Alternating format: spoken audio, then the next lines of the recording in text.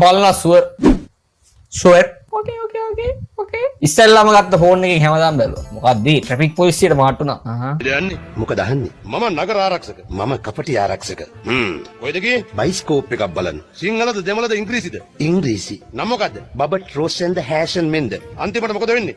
මේක මම ඇහුවා සෑහෙන්න පොඩි කාලේ ඒ වුණාට මට කිසිම දෙයක් මතක නැහැ.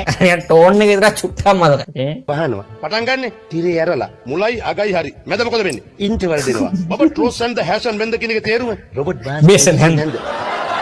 කදින්චිය ගල පිට මඩ. ඉපදුනේ කොළඹ. කොළඹ කොයිද? වැලිකඩ. ළමා කාලේ ගෙවුනේ මහර. තරුණ කාලේ බෝගම්බර. තමාගේ රැකවරණ හිටියේ පොලිසිය. වෙන බන්ධනාකාර නිලධාරිය.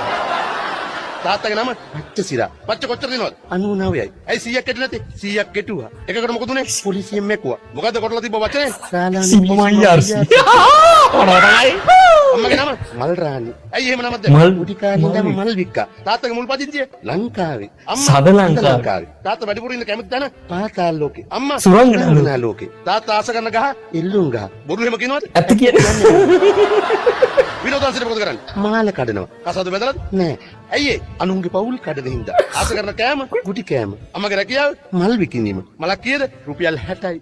නෑ මිටියා. වැඩිපුර ගිය තැන උසාවි. එතකොට තමයි හිටියේ මව් කුසේ. මෙලොයිලෝ දුටියේ හිර ගෙදර. දැන් ඉන්නේ මහ ගෙදර. ආස කරන සතා පවුල. ඇයි ඒ? රැට නිදා ගන්න නිසා. බලන් ගියාම උඹයි මායි දෙන්නම රැට නිදා ගන්න නැහනේ. දැන් ඵලයක්. good night. දැන් එළි වෙන්න ළඟයි. good morning sir. අනේ ගාදල්ල. පරණ මෙමරිස් ආවද? 6 වසරේ වගේ වෙච්ච සිද්ධි දෙකකට තාවලුවට. ඒක කියන්න ඕනේ නෑ නේද?